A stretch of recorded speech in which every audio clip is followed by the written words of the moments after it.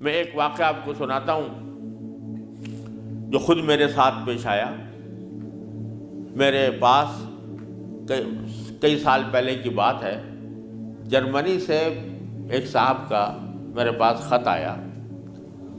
اور انہوں نے اپنا حال یہ لکھا کہ میں پاکستان میں تھا اور وہاں سے پھر میں روزگار کی تلاش میں جرمنی آ گیا۔ جرمنی جب آیا تھا تو اس وقت دین کا کوئی احساس میرے دل میں نہیں تھا، دین کی کوئی فکر میرے دل میں نہیں تھی۔ میں صرف دنیا کمانے کے لیے یہاں پر آ گیا تھا، تو نہ اپنے دین کی کچھ خبر تھی، نہ معلومات تھی، نہ اس پر عمل تھا۔ لیکن یہاں پر رہتے رہتے میں نے ایک کرسچن لڑکی سے میرے تعلقات ہو گئے اور پھر میں نے اسے شادی کر لی۔ شادی کے بعد بھی کوئی دین کی طرف رغبت پیدا نہیں ہوئی، کوئی احساس پیدا نہیں ہوا۔ لیکن جب اولاد ہو گئی اور اولاد ذرا نشو و نما پانے لگی، ذرا سی وہ سمجھدار ہونے لگی، تو اس وقت میں نے دیکھا کہ میری کرسچن بیوی وہ اولاد کو کرسچینٹی پڑھا رہی ہے اور کرسچینٹی کی تعلیم دے رہی ہے۔ تو اس وقت میرے دل کا اندر کا سویا ہوا مسلمان جاگا کہ یہ میری اولاد ہے اور یہ کرسچن بننے جا رہی ہے، میری بیوی اس کو کرسچینٹی پڑھا رہی ہے۔ تو میں نے اپنی بیوی سے کہا کہ تم اس کو یہ کرسچینٹی مت پڑھاؤ۔ بیوی نے کہا میں کیوں نہ پڑھاؤں، یہ میری بھی اولاد ہے اور میں اس کو حق سمجھتی ہوں، تو اپنی اولاد کو بھی ویسے ہی بنانا چاہتی ہوں۔ میں نے کہا نہیں، کرسچینٹی حق نہیں ہے، اسلام برحق ہے۔ تو اس نے کہا مجھے ثابت کرو کہ کیوں برحق ہے اسلام اور کرسچینٹی میں کیا خرابی ہے۔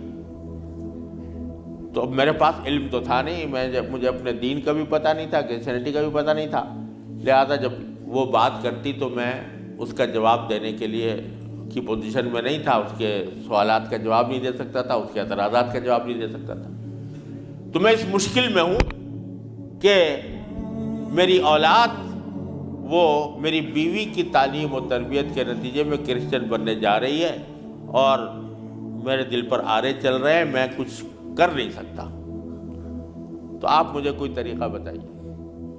یہ خط میرے پاس آیا تو میں نے اللہ تبارک و تعالیٰ سے دعا کی کہ اللہ کوئی ایسی تدبیر اس دل میں ڈال دیجئے کہ جس سے اس بیچارے مسلمان کی مشکل حل ہو۔ تو میں نے اس کو لکھا کہ ایک تو میری کتاب ہے واٹ از کرسچینٹی کے نام سے، جس میں کرسچینٹی کے بارے میں تفصیل ہے، تو وہ کتاب میں نے بھیجی اور ساتھ میں اس سے کہا کہ آپ اپنی بیوی سے بحث کرنا بند کر دیں، کیونکہ بحث کرنے سے کچھ فائدہ نہیں ہوگا، آپ کو خود معلومات نہیں ہے اور بحث کرنے سے ویسے بھی فائدہ نہیں ہوتا۔ جب بحث مباحثہ شروع ہوتا ہے تو ہر ایک آدمی چاہتا ہے دوسرے کو زیر کر دے، اس سے کوئی خاص فائدہ نہیں ہوتا۔ تو آپ بحث کرنا تو بند کر دیں، البتہ ان کو دو باتوں پر آمادہ کر لیں۔ ایک بات تو یہ کہ اس سے یہ کہیں کہ بھئی خدا کو تم بھی مانتی ہو اور میں بھی مانتا ہوں، اور یہ بھی مانتی ہو کہ خدا سے دعا کی جاتی ہے، تو آؤ ہم دونوں بیٹھ کر یہ دعا کریں، اکٹھے بیٹھ کر یہ دعا کریں کہ یا اللہ اگر اسلام برحق ہے تو ہمارا سینہ اسلام کے لیے کھول دیجئے، اس پر عمل کی توفیق عطا فرمائیے، اور اگر کرسچینٹی برحق ہے تو پھر کرسچینٹی کے اوپر ہمارا دل کو مطمئن کر دیجئے۔ دونوں مل کے یہ دعا کیا کریں، ایک تو اس بات پر اس کو آمادہ کریں، دوسرے اس بات پر آمادہ کریں میں کتاب بھیج رہا ہوں کہ وہ کتاب کا مطالعہ کر لیں۔ میں نے یہ لکھ تو دیا، اللہ تعالیٰ سے دعا بھی کی کہ اللہ میں نے لکھ تو دیا ہے، اس کو مؤثر اور مفید بنا دیجئے۔ کچھ عرصے کے بعد اس ساتھی کا خط آیا، اس نے لکھا کہ الحمدللہ میری بیوی نے آپ کی دونوں باتیں تو مان لی ہیں اور کہا کہ یہ دعا بھی کروں گی اور یہ کتاب بھی پڑھوں گی، لیکن ابھی کوئی فرق نہیں آیا، معاملہ جوں کا توں ہے۔ تو میں نے پھر ان کو خط لکھا کہ آپ گھبرائیں نہیں اور اس عمل کو جاری رکھیں، دعا کرتے رہے تو گھبرائے نہیں۔ اس کے کچھ عرصے کے بعد ان کا خط آیا میرے پاس، اس میں انہوں نے لکھا کہ عجیب و غریب واقعہ ہو گیا، وہ یہ کہ میری بیوی وہ کسی جگہ کوئی ڈگری کورس کر رہی تھی، اس سلسلے میں یونیورسٹی گئی، اور یونیورسٹی سے واپس آتے ہوئے ہم دونوں واپس آ رہے تھے، وہ گاڑی ڈرائیو کر رہی تھی، میں اس کے برابر میں بیٹھا ہوا تھا، تو اچانک اس نے گاڑی ایک جگہ روک کر اور اس نے اپنا سر اسٹیئرنگ کے اوپر جھکا لیا اور بے تحاشا رونے لگی۔ میں سمجھا کہ خدا نہ کرے اس کے اوپر کوئی دل کا دورہ پڑا ہے یا کوئی تکلیف ہوئی ہے، تو میں پریشان ہوا۔ میں نے پوچھا کیا بات ہے، تو روتے روتے اس سے بولا نہیں جا رہا تھا۔ بمشکل جب میں نے بار بار پوچھا تو اس نے ایک جملہ کہا کہ میں اور کوئی تکلیف نہیں ہے، بس مجھے تم مسلمان بنا، اسلام میں قبول کرنا چاہتی ہوں۔ کہتے مجھے اپنے کانوں پر اعتبار نہیں آیا کہ یہ وہی عورت ہے کہ جو اتنی شدت کے ساتھ مجھ سے بحث کیا کرتی تھی، اور اب یہ کری کہ میں نے کیا کہا، تو بار بار میں نے اس سے پوچھا تو اس نے کہا کہ نہیں، میں سچ کہہ رہی ہوں کہ مجھے مسلمان ہونا ہے، تو مجھے کہیں لے جا کر مجھے مسلمان بناؤ۔ میں پھر اس کو فوراً اسلامی سینٹر میں لے گیا، وہاں جا کے اس نے کلمہ شہادت پڑھا، مسلمان ہوئی، اور اس نے خط میں لکھا تھا کہ یہ اتفاق سے یہ دن رمضان کا تھا، اور آج پہلا موقع ہے کہ ہم دونوں نے سحری میں اٹھ کر ہم دونوں نے اکٹھا روزہ رکھا ہے، اور آپ کو خط لکھ رہے ہیں، اور دوسرا خط میری بیوی کی طرف سے ہے۔ تو دوسرا خط اس کے ساتھ تھا اس کی بیوی کی طرف سے، اور اس نے مجھے لکھا تھا کہ میں آپ کا شکریہ ادا کرتی ہوں کہ آپ نے مجھے ایک ایسا طریقہ بتایا جس کے ذریعے اللہ تبارک و تعالیٰ نے مجھے ہدایت عطا فرمائی۔ تو یہ میرے خود اپنے ساتھ پیش آیا ہوا واقعہ ہے۔ اللہ تعالیٰ سے اگر ہدایت مانگی جاتی ہے وہ دعا رد نہیں ہوتی۔ یعنی بہت سی دعائیں جو ہم دنیا کے لیے مانگتے ہیں کہ یا اللہ ہمارا روزگار لگ جائے، ہماری دولت میں اضافہ ہو جائے، اس میں ضروری نہیں کہ اللہ تبارک و تعالیٰ وہی چیز دے دیں جو آپ نے مانگی ہے، اس لیے کہ بعض اوقات اللہ تعالیٰ کے علم میں ہوتا ہے کہ یہ چیز اس کو دیں گے تو اس کے لیے نقصان دہ ہوگی، کوئی اور چیز دے دیتے ہیں، اس سے اچھی چیز دے دیتے ہیں۔ بعض مرتبہ آدمی مانگتا ہے کہ مجھے میری دولت میں اضافہ ہو جائے، لیکن اللہ تعالیٰ جانتے ہیں کہ اس کی دولت میں اضافہ ہوگا تو پتہ نہیں یہ کس وادی میں جا کے گرے گا، لہذا وہ نہیں دیتے اس کو، لیکن دعا کا ثواب اس کو دے دیتے ہیں۔ اسی طریقے سے بعض اوقات دنیا کے بارے میں اگر یہ ہو کہ بھئی اللہ میاں مجھے محسن فرض کرو کہ بیمار ہے تو شفا مل جائے، تو بیماری کے اندر بعض اوقات اللہ تعالیٰ جانتے ہیں کہ اس کا بیمار رہنا ہی اس کے حق میں زیادہ فائدہ مند ہے، تو وہ بعینی ہی وہ چیز نہیں دیتے، لیکن اس سے اچھی چیز عطا فرما دیتے ہیں۔ یہ اللہ تبارک و تعالیٰ کی سنت ہے دنیاوی چیزوں کے بارے میں۔ لیکن اگر کوئی ہدایت مانگے سچے دل سے، یا اللہ مجھے ہدایت دے دے، یا اللہ مجھے سیدھے راستے پر چلنے کی توفیق دے دے، یا اللہ میری اولاد کو سیدھے راستے پر چلنے کی توفیق دے دے، تو یہ دعا رد نہیں ہوتی، اور یہ دعا ضرور قبول ہوتی ہے بشرطے کہ مانگنے والا ہو، سچے دل سے مانگے، خشوع کے ساتھ مانگے، اللہ تعالیٰ سے مانگنے کے انداز میں مانگے، تو اللہ تبارک و تعالیٰ وہ دعا رد نہیں فرماتے۔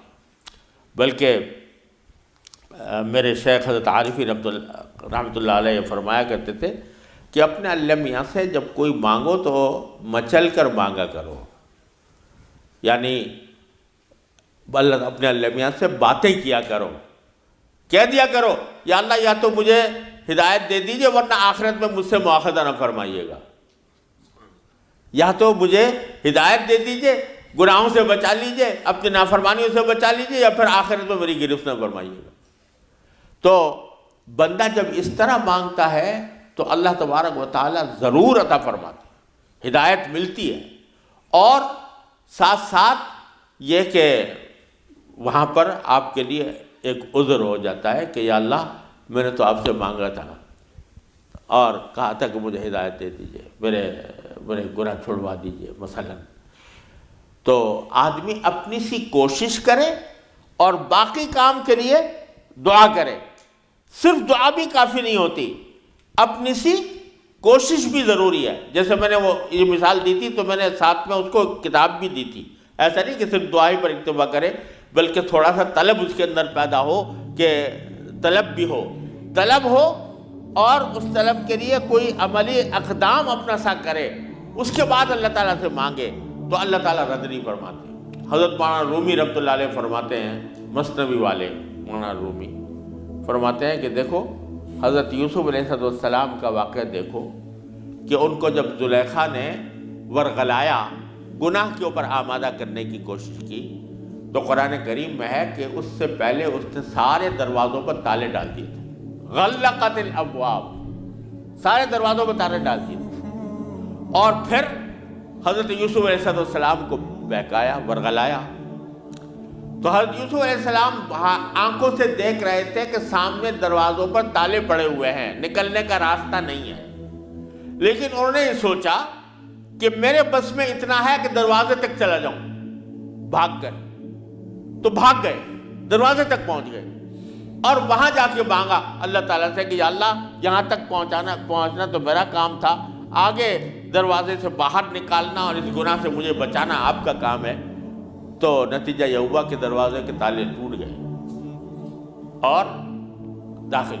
تو مولانا رومی فرماتے ہیں کہ گرچہ رکھنا نیست عالم را پدید، خیرہ یوسف وارمی باید دوید، اگرچہ تمہیں اس دنیا کے اندر تمہیں کوئی راستہ نظر نہیں آ رہا، گناہوں سے بچنے کا، اللہ تبارک و تعالیٰ کی نافرمانی سے بچنے کا ماحول ایسا ہے، اس سے نکلنے کا راستہ نظر نہیں آیا، لیکن خیرہ یوسف وارمی باید دوید، جس طرح یوسف علیہ السلام دروازے اپنے حد تک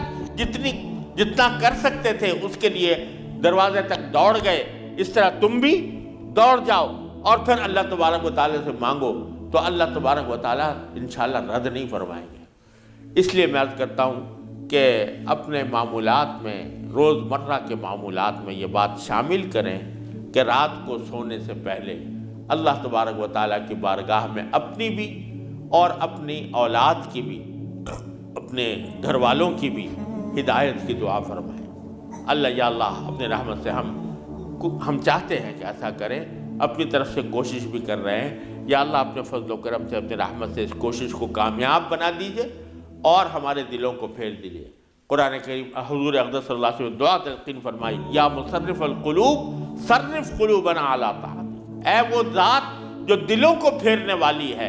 اے اللہ ہمارے دلوں کو اپنی طاعت کی طرف پھیر دیجئے، اپنی اطاعت کی طرف پھیر دیجئے۔ یہ دعا سرکار دو عالم صلی اللہ علیہ وسلم تلقین فرمائی۔ تو یہ دعا ہر روز بندہ مانگے اللہ تبارک و تعالیٰ سے، انشاءاللہ رد نہیں ہوگی، انشاءاللہ ضرور کامیابی ہوگی۔ اپنی طرف سے کوشش جاری رہے اور ساتھ ساتھ اللہ تعالیٰ سے مانگتے رہیں، انشاءاللہ یہ کوشش کبھی رائے گاہ نہیں جائے گی۔ اللہ تبارک و تعالیٰ اس کو ضرور قبول فرمائے۔